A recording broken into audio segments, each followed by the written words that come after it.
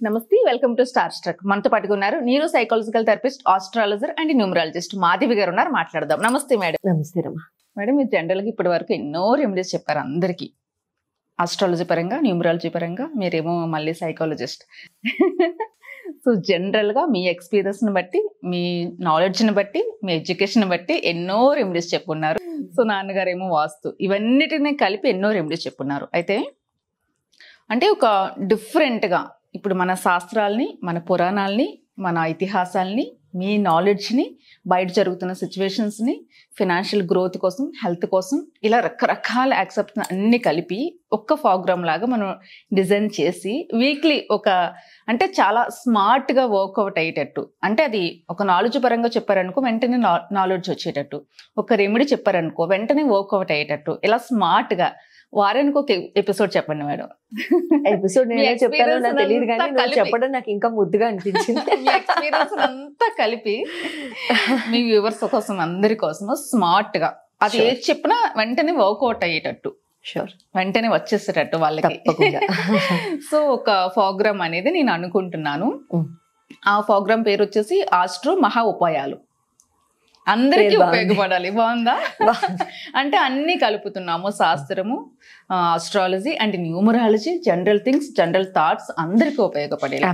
అంటే ఒకటి ఉంది ఒకటి లేదని కాకుండా అందరికి, అంటే అందరూ మనల్ని ఫాలో అవుతుంటారు. కొంతమందికి ఆస్ట్రాలజీ ఇంట్రెస్ట్ ఉండొచ్చు, నమ్మొచ్చు, నమ్మకపోవచ్చు, ఎక్స్పీరియన్స్ ని బట్టి నమ్మొచ్చు, ఇట్లాంటివన్నీ కలిపి. ఓకేనా మీకు? తప్పకుండా. అందులో ఫస్ట్ ఎపిసోడ్ గా సో మనం శ్రీరాముడు అంటే అందరికి చాలా ఇష్టము, చాలా ఇన్స్పైర్ ఆయన. సో ఆయన లాగా మనం అందరం బ్రతకాలని మన తరతరాల నుంచి కూడా అనుకుంటూ వస్తున్నాం. అయితే చాలా మంది రామకోటి రాస్తూ ఉంటారు మేడం, అలవాటు ఉంటుంది. సో అది ఎప్పుడు మొదలు పెట్టాలి, రాసే ప్రాసెస్ ఏంటి, ఎట్లా ఏంటి మొత్తం మనం అది మొదలు పెట్టినప్పుడు శ్రీరాముని గురించి మనం ఏమైనా ఇంకా తెలుసుకోవాల్సిన అవసరం ఉంటుందా, ఆయన తత్వం ఏమైనా తెలుసుకోవాలా, ఏంటి ప్రాసెస్? ఫస్ట్ ఎపిసోడ్ అయితే ఇది. చాలా చక్కగా, నేను అదే చెప్పాను కదా, ఎపిసోడ్ నేను ఎలా చెప్తానో తెలియదు కానీ ప్లాన్ మాత్రం తంది చాలా చాలా బాగుంది. Thank you. వెల్కమ్. శ్రీరామ్ అండి, జయ సీతారాం. చాలా పర్ఫెక్ట్ గా నువ్వు ప్లాన్ చేసిన ఈ పర్టిక్యులర్ ఎపిసోడ్ కి ఇంకా చాలా చక్కగా, ఇంకా మంచి ఇంట్రెస్ట్ తో చాలా బ్యూటిఫుల్ జస్టిస్ నేను చేయాలని మనస్ఫూర్తిగా నేను ఆశిస్తూ, అండ్ మీకు ఏదైనా అంశాల మీద మీకు ఏదైనా డౌట్స్ ఉన్నా తప్పనిసరిగా మాకు కమెంట్స్ లో మీరు రాయొచ్చు. అండ్ మీకు ఎటువంటి అంశం ఏదైనా కావాలన్నా సరే తప్పనిసరిగా మా అటెన్షన్ ని గ్రాప్ చేసుకోవడానికి మీరు కమెంట్స్ లో రాస్తే ఖచ్చితంగా మేము చదివి అది మీకు మీ దాకా అది తెలిసిందైనా, మాకు ఏ చిన్న మొత్తం తెలిసినా ఆ చిన్న మొత్తం గురించి ఇంకా రీసెర్చ్ చేసైనా సరే మీకు అందించడం జరుగుతుంది. 100%. సీతారాముల్ని ఇద్దరిని చక్కగా తలుచుకోగానే ఎప్పుడు కూడా గుండె కదిలేంత ప్రేమ, ఆ ఇమోషన్, అఫెక్షన్, ఆ బ్యూటిఫుల్ వాళ్ళిద్దరి యూనియన్ ని తలుచుకుంటేనే, వాళ్ళ ప్రేమ, వాళ్ళ అభిమానాన్ని అవన్నీ తలుచుకుంటేనే మనకి చాలా చాలా బాగుంటుంది. సో సీతారాముల్ని ఉద్దేశించి ఎప్పుడు కూడా మన రామకోటి రాసేటప్పుడు రాముడి మీద భక్తితో మనం ఎప్పుడు రాస్తూనే ఉండాలి. అండ్ అదే ఆ థాట్తోనే మనం రాయాలనేది అది ఆటోమేటిక్ అండి. బట్ ఇక్కడ ఏమవుతుందంటే రామకోటి మనం రాసేటప్పుడు ఎప్పుడు మొదలు పెట్టాలి, ఎలా మొదలు పెట్టాలి, ఎన్నిసార్లు రాయాలి, అంటే పేరులోనే ఉంది కోటి అని, కంటే ఎక్కువగా మనం ఎందుకు రాస్తున్నాము అనేది కనుక మనం ఆలోచన చేసినట్లయితే అసలు రామనామాన్ని జపించడం మూలాన మనకు వచ్చేది ఏంటి? రామనామాన్ని జపించడం, విష్ణుమూర్తి సర్వాంతర్యామి, భగవంతుడు సర్వాంతర్యామి, భగవంతుడు ఎక్కడ లేడు, ఇవన్నీ మనందరికీ తెలిసిన ఆస్పెక్ట్సే.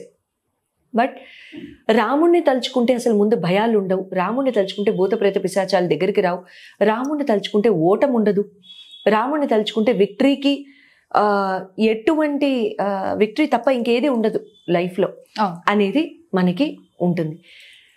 రాముని తలుచుకున్నప్పుడు ఎప్పుడు కూడా మనకి భయాలు ఉండవండి. ముందు ఎటువంటి ఆస్పెక్ట్లో కూడా మనకి భయాలు ఉండవు, అపజయాలు ఉండవు, అదే కదా విక్టరీ ఉంటుందండి.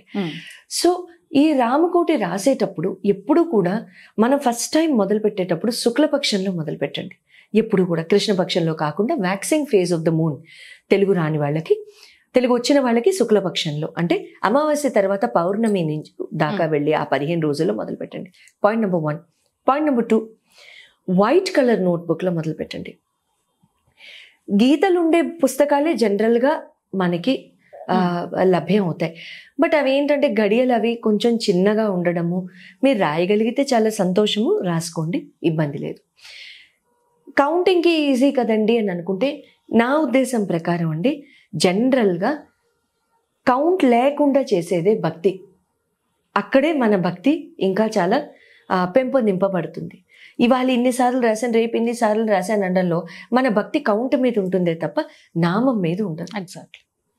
వైట్ కలర్ నోట్బుక్ పెట్టుకుంటే నామానికి మధ్యలో మనకి గీతలు ఉండవు. అది ఆ ధోరణిలో కనుక ఆలోచించినట్లయితే వైట్ నోట్బుక్ ఉచితం. లేదు మాకు రూల్డ్ బుక్ కావాలి, up to you, without any discrimination తప్పకుండా చేసుకోండి, ఇబ్బంది లేదు. బట్ ప్రిఫరెన్స్ వచ్చి వైట్ నోట్బుక్కి ఇస్తే మంచిది. ఓకే. 3, రామకోటి రాసేటప్పుడు ఎప్పుడూ కూడా మనశ్చాంచల్యం ఉండకూడదు. ఏ దేవుడు కోటి రాసేటప్పుడు అయినా సరే, ఇక్కడ మన రాముడు గురించి మాట్లాడుకుంటున్నాం కాబట్టి రామనామం రాసేటప్పుడు ఎప్పుడు కూడా మనశ్చాంచల్యం ఉండకూడదు. ఆ రామనామం మీదే, ఆయన పాదాల మీదే మన మనస్సు లగ్నం చేసి, ఆయన పాదాల మీదే మన దృష్టి పెట్టి ఎంతో చక్కగా మనం కనుక నామం కనుక రాసినట్లయితే మనకి పూర్తి ఫలితం అనేది ఉంటుందనేది పెద్దవాళ్ళు నాకు నేర్పించింది. మా ఇంట్లో మా తాతగారు రాసేవాళ్ళు, మా ఇంట్లో చాలామంది రాస్తారు. సో ఇవన్నీ కూడా ఆ రకంగా ఉంటుందన్నమాట. తర్వాత రామనామం రాయలేము, ఒక్కొక్కసారి చేతులు నొప్పుల మూలానో, లేకపోతే పుస్తకం తీసుకెళ్ళే మూలానో, ఆఫీసు రీత్యానో, కానీ తపన మాత్రం ఉంది, ఆ భక్తి ఉంది, తపన ఉంది, శ్రద్ధ ఉంది, భక్తి ఉంది అనుకోండి, నామస్మరణ చేయండి. ఏం చేస్తారు? దీనికి ఒక అద్భుతమైన ట్రిక్ చెప్తాను చూడండి. ట్రిక్ అంటారా, టిప్ అంటారా, ఏదో ఒకటి. ఇంట్లో ప్రతి వాళ్ళ ఇంట్లో సీతారాముల పటాలు అయితే ఉంటాయి కదా, సీతారాముడి పటం ఎదురుగుండా కూర్చోండి. రామనామం జపించి రెండో నామనామానికి ఆయన ముఖం చూడడం, రామనామం జపించి అంతర్గతంగా చక్కగా శుద్ధి మనస్సుతో జపించడం, ఆయన ముఖం చూడడం, జపించడం, ఆయన ముఖం చూడడం, జపించడం, ఆ పటం చూడడం. కొంతసేపు అయిన తర్వాత, కొన్నిసార్లు మీరు ఆ జామం జపించిన తర్వాత ఆ పటంలో నిజంగా రాముడు కళ్ళు తెరిచి చూసినట్టు ఉంటుంది.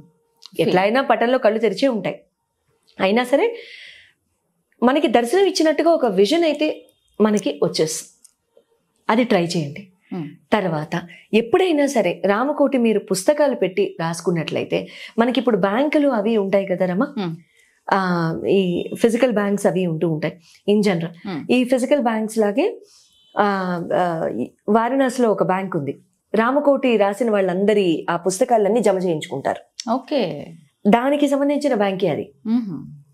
మీరు ఇవన్నీ రాసిన తర్వాత ఆ పుస్తకాలు ఎక్కడికి వెళ్ళిపోతాయి అని అనుకుంటే, ఆ బ్యాంక్ వెళ్ళి కాశీ వెళ్ళి చక్కగా వారణాసిలో ఈశ్వరుని, అన్నపూర్ణేశ్వరుని, చక్కగా విశాలాక్షిని అమ్మవారిని చక్కగా దండం పెట్టుకుని, పక్కనే ఉన్న ప్రయాగ కూడా దర్శనం చేసుకుని, గంగామాత ఆరతులు కూడా అటెండ్ అయ్యి చక్కగా వారణాసిలో ఆ బ్యాంక్ వెళ్ళి ఈ పుస్తకాలు అక్కడ మీరు సబ్మిట్ చేసేసి వచ్చేయచ్చు. మీకు రసీదు కూడా ఇస్తారు సుమా. మీరు ఇన్నిసార్లు రాశారని రసీదు కూడా ఇస్తారు.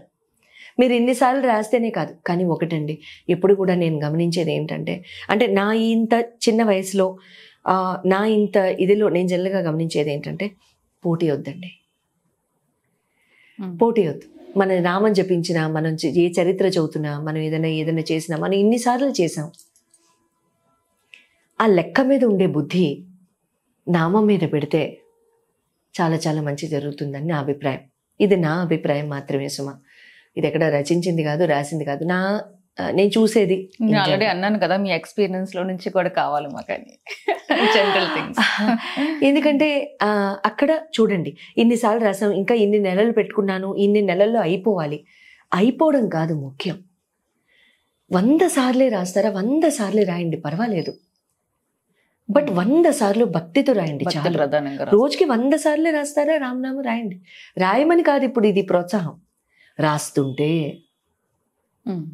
రాస్తుంటే రాయాలనుకుంటే, రాద్దామనే ఆ ఉద్దేశం ఉంటే, లేదు రామ జపానికి చాలా చక్కగా మనం కనుక చేసుకుంటే, ఎందుకు ఇందాక నేను చెప్పినవన్నీ, మనం చెప్పుకున్నవన్నీ కూడా అటువంటి భయాలన్నీ కూడా జీవితంలో నుంచి వెళ్ళిపోతాయి. కాబట్టి పిల్లలకి కూడా ఇవాళ రేపు లోకం ఎలా ఉందో మనం చూస్తూనే ఉన్నాం. పరిస్థితులు బయట సొసైటీలో ఎలా ఉన్నాయో చూస్తున్నాం. ఆడపిల్లలకి కానివ్వండి, మగపిల్లలకి కానివ్వండి, రకరకాలు వినబడతాయి. చెవులు ఎన్ని పాపాలు చేసుకుంటే అవన్నీ వినాల్సి వస్తుందో. సో కాబట్టి అవన్నీ లేకుండా ఉండడానికి పిల్లలకు కూడా అలవాటు చేయండి. ఏ భయాలు ఉండవు. పిల్లాడో బయటికి వెళ్ళి వచ్చే వరకు మీకు భయం ఉండదు. సింపుల్, మంచి పనే కదా. మనం అందరం అలవాటు చేసుకుంటే, మీ నుంచి నేను, నా నుంచి మీరు, మన ఇద్దరి నుంచి రమ నుంచి మన ఇద్దరం, అంతే అందరం ఫ్యామిలీ మొత్తం, అంతే మన ఫ్యామిలీ మొత్తం, స్టార్ ట్రెక్ ఫ్యామిలీ మొత్తం. సూపర్. ఫస్ట్ ఎపిసోడ్ నిజంగా శ్రీరాముడికి అంకితం. ఆ సీతారాములకి ఎంతో చక్కగా సీతారామ జయం, ఆ సీతారాములకి ఇప్పుడు కూడా జయం అనుకుంటూ ఆ రామనామాన్ని ఎంత చక్కగా చేసుకుంటూ ఉంటే అంత మంచిది, అంత శుభంగా ఉంటుంది. చక్కగా మన బుద్ధి, మన అవన్నీ కూడా తత్వం కూడా బాగుంటుంది. మన బుద్ధి సంస్కరణ అవుతూ ఉంటుంది. మనకి భయాలు ఉండవు, శత్రుబాధలు ఉండవు, ఏవీ ఉండవు. జనరల్గా మన నుంచి ఇద్దరి నుంచి ముగ్గురు నుంచి ఊరు నుంచి దేశం. It is a vision with which I started this. So ఖచ్చితంగా అందరూ మారాలి, మనం అందరం మారాలి, నేను మారాలి, మీరు మారాలి, అందరం మారాలి, నేను మారాలి. మొత్తం శ్రీరామ రాజ్యం అయిపోవాలి. ఫస్ట్ ఎపిసోడ్ చాలా బాగుంది మేడం. ఫస్ట్ ఎందుకంటే మనం శ్రీరాముడితో స్టార్ట్ చేయడం కూడా, ఆయన తత్వం కూడా మనం ప్రతిరోజు నిత్య జీవితంలో ఖచ్చితంగా అలవాటు చేసుకోవాలి.